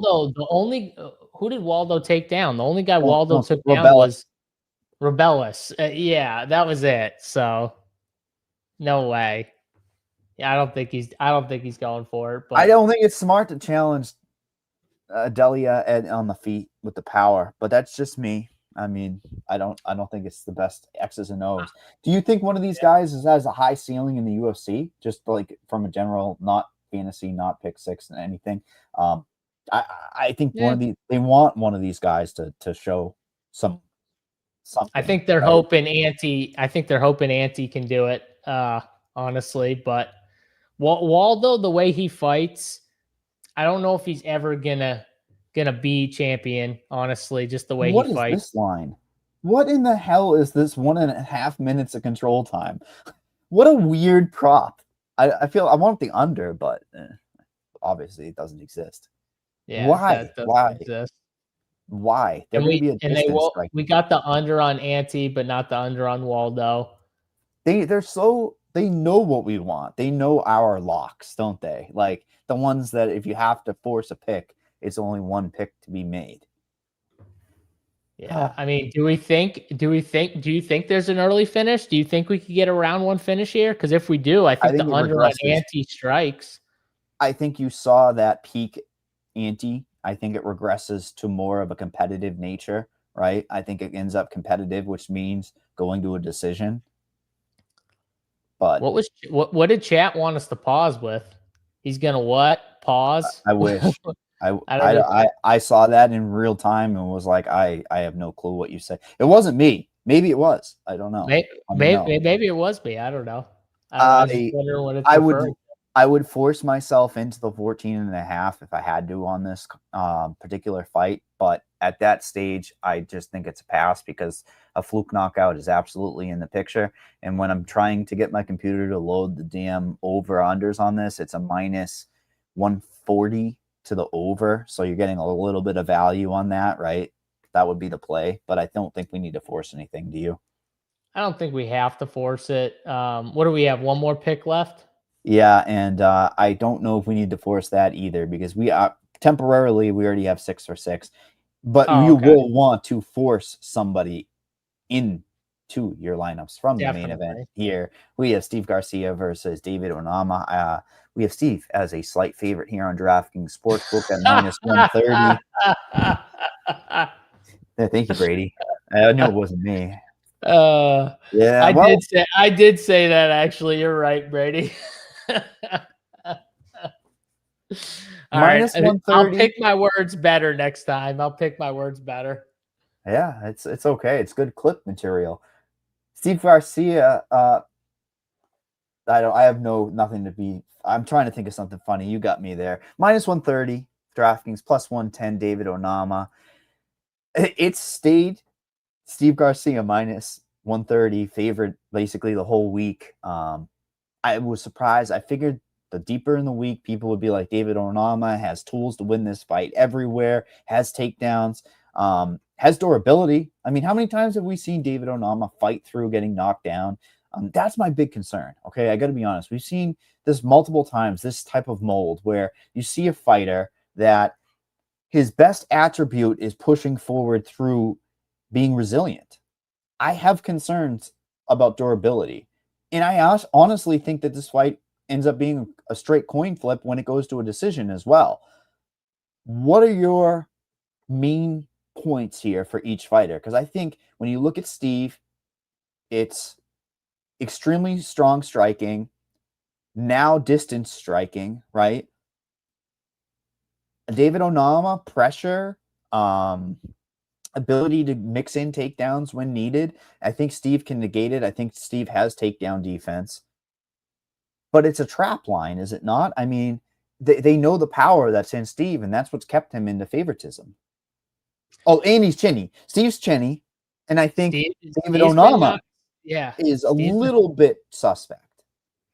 Yeah, here's the thing with this fight is I think these guys are both pretty good in the pocket. David Onama is definitely good. He's shown that he can, get through adversity and find ways to win fights. And now you get, potentially a little longer fight. I agree with you. If this does go to the cards, I think it's very coin flippy. Steve doesn't get the finish. Not that Steve can't find a way to win in a decision. He definitely could. I do think, though, the wrestling side, I would lean David. I think David's grappling is really good, honestly, and probably underrated from what most people rate his grappling. So I think he does have the edge in the wrestling and grappling here. So if he wanted to go to that, I think he could. And honestly, I think he will. I think we will see that at some points in this fight, as long as it's not like a very quick fight here. But both guys, have pop. Both guys can definitely sit the other one down. And I just don't know how you get away from this fight for DFS. These prices at 7,900 and 8,300. This is a jam main event, I think. I mean, David Onama brings action. He, like you said, he has all the tools for fantasy scoring, and Steve Garcia brings power and action. So that like literally, that's exactly what you want for fantasy. This is the fight to jam. The opposite of last week. Away from it. Yeah, the complete opposite of last week. Last week, the way that fight is competitive means the scoring falls off of a cliff. It's just the way that it's more tactical. These two guys, even if they gas out, that heart and will in a main event that I think is do or die for both guys, right? If one of them loses, there's no chance they ever get back into this opportunity. And I mean no disrespect at all for Garcia or Onama. I think that they just know, right, that this is do or die. So they're both pushing through. There's no way this busts. I will eat my shoe. I will take a shoe and eat it if this fight busts. And I don't. You better watch out with the. What if we get another eye poke? You better watch out. No. That's not a bust. We're not that. I was going to put that caveat there. If the fight completes to a win-loss, there's no way it busts. I don't think these guys are bowing out of the fight anyways. I don't think these guys are doing that. So not when it's this important. And they know it too. So is it an ownership play for you? Because Steve Garcia is coming in at 45% to 50% in my projections because he's 8,300. He's the favorite, 5 rounds to work with. I mean, the knockdown ratio for him is tremendous. I think I also look at that, right? Like we look at David ONAMA, his knockdown ratio, not very good. I think people will want to play ONAMA as well, 35% clearly, but I don't know if Steve's going to be a little bit lower than we think. At 45%, I think that's pretty steep. Would you agree? Do you think Steve's a little bit lower? People want to get to ONAMA? No, I think that's about right. Here, I think more people will be on Steve. They're going to see Steve and his just all his knockouts and the list, right? I mean, the guy has 14 knockouts in 18 fights. And then they're going to see David, who's won a bunch of decisions, and they're probably going to lean the Steve side here. So no, I think your projections are probably right when it comes to the ownership here. And, I do slightly lean the David ONAMA side.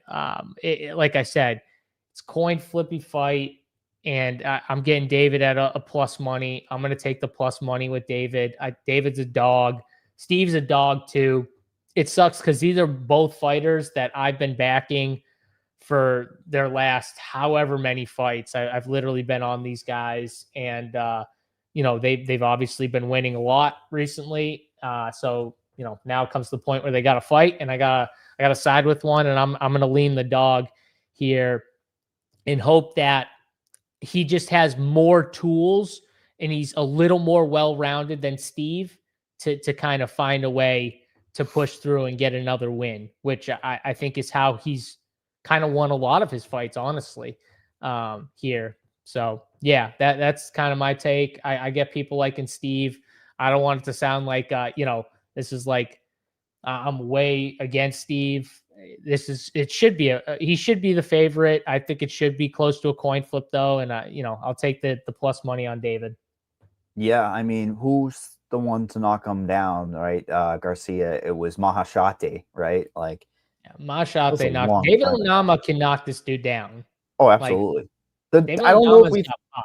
I don't know if we have a better fight for knockdown equity. Like there's a world where it's 10 points, 10 points, 10 points. Like there's a world where it just is an all-out war and they both score well, but also I just think that finish will present in what, 1.5 minutes. I mean, what are you thinking for a decision, or like not decision, I mean a first round? Do you think all that equity is built in first round? Do you think it just even second round? The pricing, right? 8,300, a second round finish with a knockdown is like 85 points right there. There's no And world. there's no way where these guys aren't swinging. Like these guys are going to come out there and they're going to swing, and they're going to go at each other a little bit. And like I said, I do think if someone's shooting, it's probably David, which would score.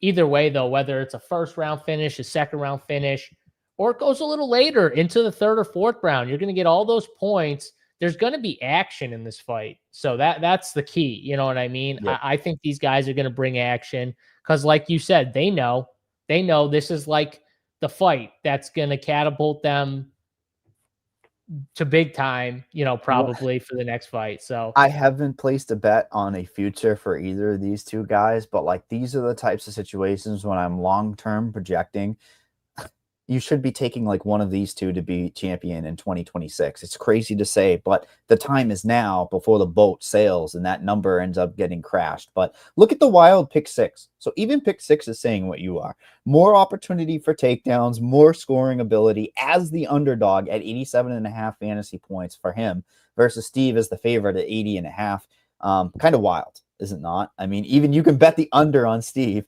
They're basically fading Steve. They're like, come on, baby, let's bait you in. They're baiting us into the under on Steve. They're baiting us into it right now. You're not taking it. We're not suckers. No, I don't think so. And then looking at the significant strikes, I do think both these guys are tough, man. I think both these guys are tough. I could see both of them getting over their numbers, honestly. I know they're saying early finish kind of thing, but both these guys are tough dudes. So I was gonna say, what would David ONAMA be betting against Calvin Kattar? I think he would be an underdog against Kattar, honestly. But then I look you at think so? I do, but then I just look at and seeing that he beat Giga Chikadze, I'm like, that's kind of the same mold, is it I don't not? think Cater would like that pressure. Yeah. David would bring pressure right to Cater. Yeah. I don't think he'd like it, but This maybe it would division be. is wide open. And with all these veterans like Giga, Calvin that we just talked about, these guys are starting to come back down. Those are the names that they used to be able to put in on a main event, right? Like this particular one. That's why when we talk about lower level, not a lot to be had, this is that card. But one star could be made in this fight, right? A true bona fide stud. Definitely. And the UFC, they have to love the way these guys fight. They definitely love these two guys and love their styles. You know, they don't have boring styles, right? Like I think if Jalton won that fight and Dana like in impressive fashion, I think Dana would be so pissed because there has to be no one he hates more than Jalton Almeida on the UFC, or at least one of the top guys with his style of fighting. But like these two styles, these two guys, they have the style that Dana and these guys love. So yeah, you know, A I star think it's will going to be be good. born. Did you answer this? How many points do you need from each side to feel comfortable with an optimal? On this main event? Yeah, I 10x. think that's what he's I asking. always look at aim at 10x salary, don't you? 10x. 83. Yep. I don't, to be competitive with optimal, 95. And I think that's extremely doable for either of these two guys. And with 13 fights, right? I'd The kind more of be fights, shocked if we didn't get 90 plus points from the winner yeah. here. Oh, 100%. And the other situation is too, the more fights you have, the optimal rate is going to sway towards that 100-point mark, right? It's going to be more for 100-point, especially with context of slate, right? And I particularly like the middle range, so I think there's a lot to be had. I'd be surprised if you don't see what's 90 times 6 here, 570. I'd be surprised if you don't see some 600 plus point winners out there, right? Yeah, I would be too. And then Christina said, "Can you guys rank the 9K fighters?" Yes, I'm gonna go Johnson, Bulgarian, and then You're gonna say it. Say it. Say it. I don't want to say it because I'm low. Say it. I'm so under on It's her the right play. now. It's the play. Say it. Are you saying Nascimento or Alice Ardeline? I knew you want to say Ardeline. Well, it And is I'll give my Ardeline. rankings in a second. It is Ardeline. I think Nascimento would be fourth, and Toledo I'd have fifth. But I will be honest, I am way under on Alice from what the ownership is coming in at right now in DFS. Christina, my rankings simple: Johnson, Bulgarian, Nascimento, Alencar, Ardeline. And I'll tell you why. You Nascimento ownership play has to be in that top 3 of those 9K fighters. Forced into scoring. Alencar, unknown. If she's able to dominate, who knows?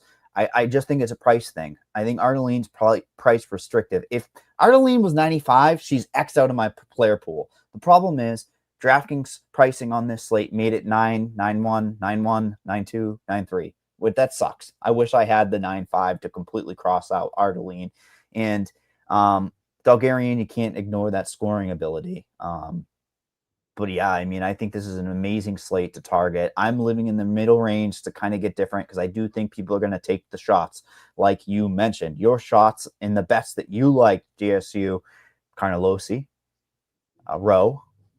Maybe not necessarily fantasy for Rowe, right? Probably Carnelossi for some hedge equity / win plus upside. If she dominates that fight, she's in the first fight of the night, she's going to look like $1 million, Carnelossi. Durden, right? You like Durden as a money line play? Yep. Yeah. So, I mean, even as a fantasy play, that's 7,100. He's going to be popular. I still think there's upside there. My favorite middle range and how I'm going to be attacking things. Then we'll go over bets and pick 6. I'm living in that middle range. I'm higher on the Garembo Wells fight than you are. That's okay. One of us is going to be right. I'm going to be overweight on that fight for damn sure. Obviously, I'm locking in the main event piece.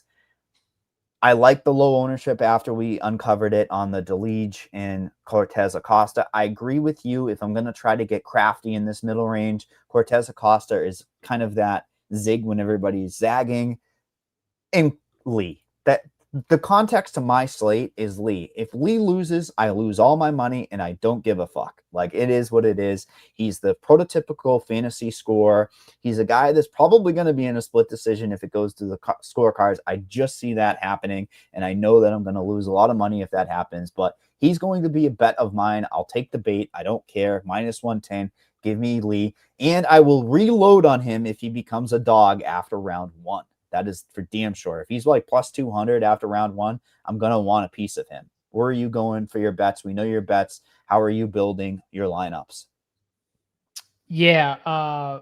So from a betting side, I think I already talked about some of the dogs that I'm on, ONAMA and those type of guys. I do like Radke by KO here. I think he's plus 180 or something like that. I do like that.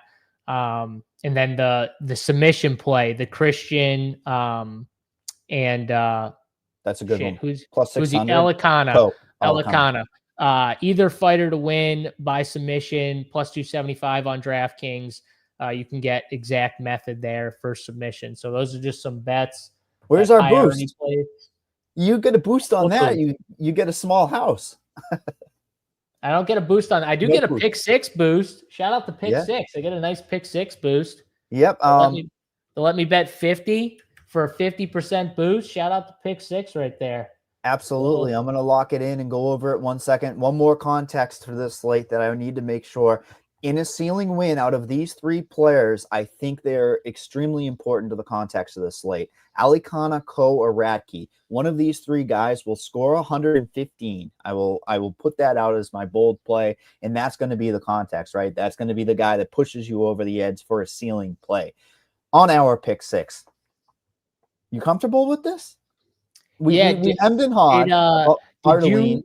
Did you like the Garimbo Wells fight time over 12.5? No, because I think there's a world where somebody not quits, but somebody gets finished. It aids. We're almost to the 40, right? For Wells.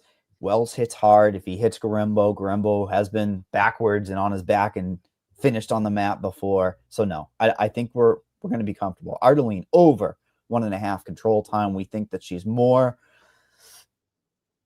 muscular, more uses that base, right? Uses that physically imposing, Mike. That TikTok booty. You think she hits her with like a she's not the twerk girl. She's not our girl. What's the twerker there? Demopoulos? No, Perez. Oh, Perez. Okay. Man, we have Norma Dumont again. Trying to think of all the girls that shake their ass in the cage after. Norma doesn't do it. Norma's classy. Norma's got that classy. We love Norma. That base 75.5 over on the fantasy points. You are high on Johnson at 100.5 fantasy points. I think that's a good one because again, even a first round finish with the significant strikes, you're going to be good. Timmy Kawamba, we're fading this guy. We both nailed it. He can score. It's probably going to be that split decision type equity that he ends up getting over on this one. Billy Elkanah, we're looking for him to get takedowns, get some control, maybe hold him against the cage, hold the big guy against the cage. Over 2.5 control time. Charles Radke, 83.5 fantasy points over, multiple pass to that. Pick 6 is 16.2x for our 6 plays. Locking, loading. That has been submitted for you. Make sure you guys are playing on DraftKings. Next week, Bonfim and Brown. There's some of these fight cards that, even looking ahead to this one, I'm like, David ONAMA and Steve GARCIA, what are we doing? And then did you see someone ask Dana, like, what's up with the 2 shitty fight cards in a row? And Dana was like, how do you know it's going to be shit? At least tell me that after the fight or something. It hasn't even started yet. He's like, that's terrible. Off. What was the MMA Twitter thing, right? The casual. That is a filthy casual right there because Bonfim and Brown is a sneaky banger. And what do we have? We have another 13 fight cards, so you can't hate it. I mean, we're building towards the December, November or December New York City card. That's what we're really building towards. November 15th, 322, Della Maddalena versus Makachev. That's what we're building to. But for JSU, for myself, H3 Buddha, another great card in the books. We appreciate you guys viewing. Smash the like button on the way out. Get into Discord. Make sure you're signed up. Plenty of sports. Last day of MLB, NFL, NHL, you name it. Sign up. Run Pure Sports.